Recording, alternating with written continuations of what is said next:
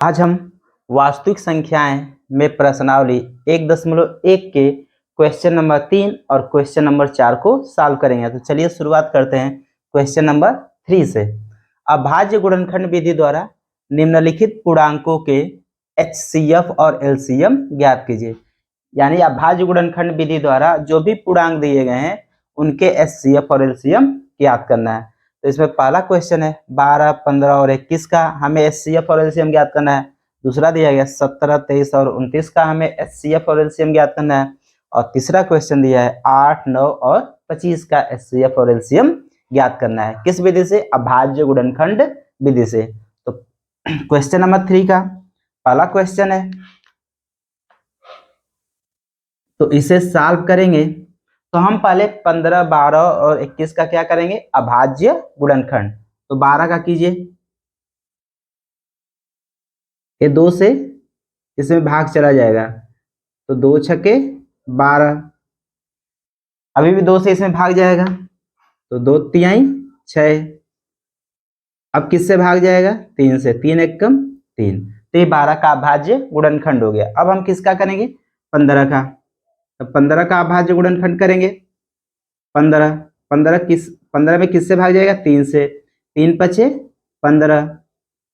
अब किससे भाग जाएगा? 5 से, तो 5 एकम 5।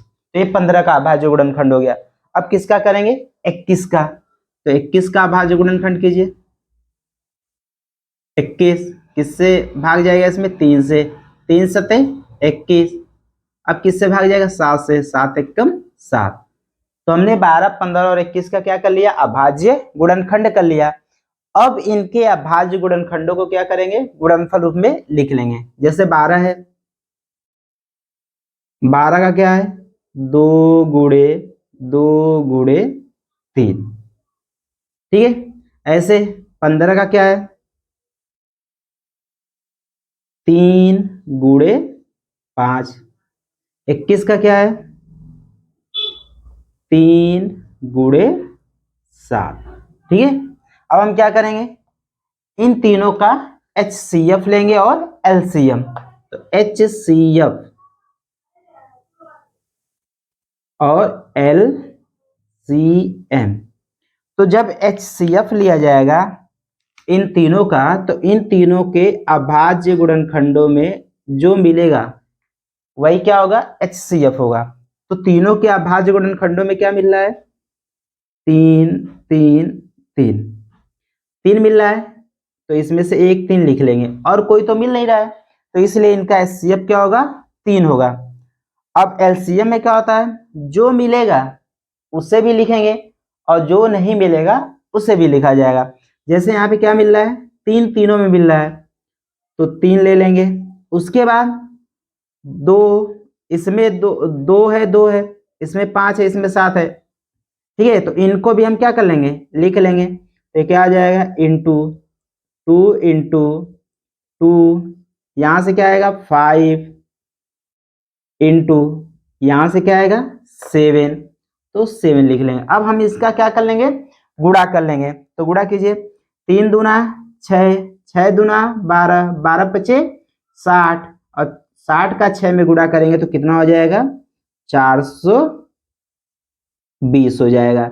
तो ये क्या हो जाएगा? एलसीएम हो जाएगा। तो 12, 15, 21 का एचसीएफ क्या आएगा? 3 आएगा, और 12, 15, 21 का एलसीएम कितना आएगा? 420 आएगा। तो यही आपका क्या है? आंसर है। ठीक है। इसके बाद हम सेकेंड क्वेश्चन नंबर 3 का सेकेंड क्वेश्चन देखेंगे। तो क्वेश्चन नंबर 3 का सेकेंड, तो पहले हम क्या करेंगे? जो भी पूर्णांक दिए गए हैं उनका अभाज्य गुणनखंड कर लेंगे। 17, तो 17 एक क्या है? अभाज्य संख्या है, तो ये सीधे किससे इसमें भाग जाएगा? 17 से, 17 एकम 17। इसके बाद किसका करेंगे? 23 का। 23 भी क्या है? एक अभाज्य संख्या है, तो इसमें भाग किससे जाएगा? 23 से, 23 एकम 23। इसके बाद किसका करेंगे? 29 का। तो 29 भी जो है एक अभाज्य संख्या है, इसलिए 29 में जब भाग देंगे तो किससे भाग जाएगा? 29 से। तो 29 एकम 29। तो हमने क्या कर लिया, 17, 23 और 29 का अभाज्य गुणनखंड। अब इन अभाज्य गुणनखंडों को क्या करेंगे, गुणनफल रूप में लिखेंगे। तो 17 है, तो 17 को हम क्या लिख लेंगे, 1 इंटू 17। 23 को क्या कर लेंगे, 23 को लिख लेंगे 1 इंटू 23। और किसको लिख लेंगे, 29 को। ये क्या हो जाएगा, 1 इंटू 29। ठीक है। जब हमने इनके अभाज्य गुणनखंडों को गुणनफल रूप में लिख लिया है, तो हम क्या करेंगे, इनका एचसीएफ और एलसीएम लेंगे। तो एचसीएफ और एलसीएम। तो एचसीएफ में क्या होता है, जो इन तीनों के अभाज्य गुणनखंडों में मिलेगा। तो क्या मिल रहा है, 1। तो इनका एचसीएफ क्या हो जाएगा, 1 हो जाएगा। और एलसीएम में क्या होता है, जो मिलेगा वो भी लेंगे, जो नहीं मिलेगा वो भी लेंगे। तो क्या मिल रहा है, 1।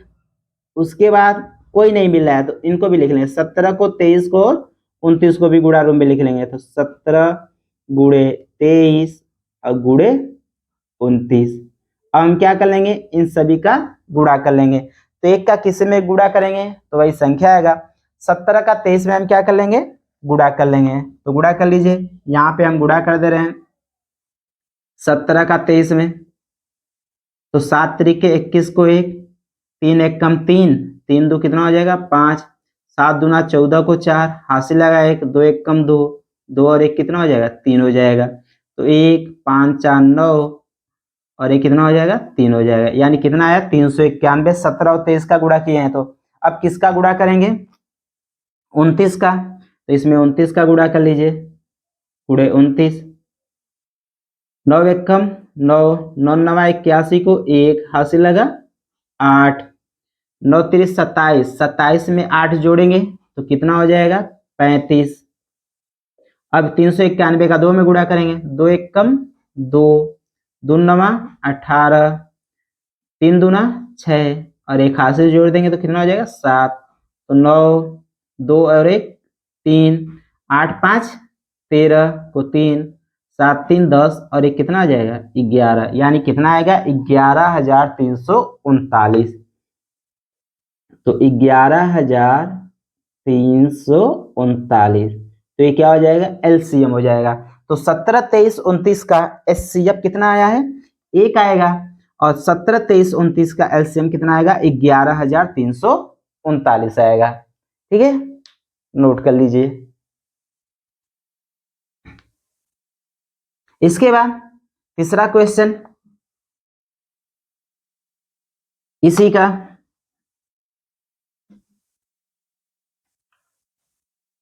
तो तीसरा क्वेश्चन, क्वेश्चन नंबर 3 का क्या दिया है, 8 9 और 25। तो पहले हम क्या करेंगे, 8 9 और 25 का अभाज्य गुणनखंड करेंगे। तो 8 का गुणनखंड कीजिए अभाज्य, किससे कटेगा 2 से, 2 चौके 8। अब किससे भाग जाएगा 2 से, फिर 2 दूना 4, फिर इसमें 2 से भाग जाएगा 2 एक कम 2। तो ये 8 का अभाज्य गुणनखंड हो गया। अब किसका करेंगे 9 का। तो 9 में किससे भाग जाएगा 3 से, 3 तरीके 9। अब किससे भाग जाएगा 3 से, 3 एक कम 3। तो ये 9 का अभाज्य गुणनखंड हो गया। अब किसका करेंगे 25 का। तो 25 किससे कटेगा 5 से, 5 पचे 25। अब किससे भाग जाएगा 5 से, 5 एक कम 5। तो ये 25 का अभाज्य गुणनखंड हो गया। अब जो हम अभाज्य गुणनखंड किए हैं, इन अभाज्य गुणनखंडों को गुणनफल रूप में नीचे लिख लेंगे। तो 8 का अभाज्य गुणनखंड क्या है, 2 गुणे 2 गुणे 2। 9 का 3 गुणे 3। और 25 का 5 गुणे 5। ठीक है। अब इसका हमें क्या लेना है, एचसीएफ लेना है और क्या लेना है एलसीएम। तो एचसीएफ में क्या होता है, जो इन तीनों के अभाज्य गुणनखंडों में मिलेगा वही क्या होगा एचसीएफ होगा। तो तीनों के अभाज्य गुणनखंडों में कुछ नहीं मिल रहा है, कोई मिल रहा है नहीं मिल रहा है। ठीक है, तो इसलिए इनका अभाज्य गुणनखंड क्या होगा, सॉरी, इनका HCF क्या होगा, 1 होगा। और LCM जो इन तीनों के अभाज्य गुणनखंडों में मिलेगा वो भी लेना है, जो नहीं मिलेगा वो भी लेना है। तो कुछ नहीं मिल रहा है, यानी हमें सबको लिखना पड़ेगा। तो ये क्या होगा, 2 गुणे 2 गुणे 2 गुणे, इसको भी लिख लेंगे 3 गुणे 3, इसके बाद 5 गुणे 5। अब हम सब क्या क्या कर लेंगे, गुणा कर लेंगे। तो गुणा कर लीजिए, 2 दूना 4, दूना 8, 3 के 24, 24 यहाँ कितना हो जाएगा 72। और 72 का हम 25 में क्या कर ले रहे हैं, गुणा कर ले रहे हैं। तो 72 का 25 में हम क्या कर लेंगे, गुणा कर लेंगे। 25 दूना 50 को 0, हासिल लगा 5। और 25 साते 175, और 175 में 5 जोड़ेंगे तो कितना हो जाएगा 180। तो कितना आएगा 1800। तो इनका गुणा करेंगे तो कितना आ जाएगा 1800 आ जाएगा। ठीक है, तो 8 9 25 का HCF कितना होगा, 1 होगा। और 8 9 25 का LCM कितना होगा, 1800 होगा। ठीक है, नंबर 4 तेरा HCF 306 657 का 9, यानी 306 और 657 का HCF कितना दिया है, 9 दिया है। तो क्या करना है, LCM ज्ञात करना है 306 और 657 का, यानी दो संख्याओं का HCF दे दिया है 9, तो इन दोनों संख्याओं का क्या करना है, LCM ज्ञात करना है। तो यहाँ पे दिया है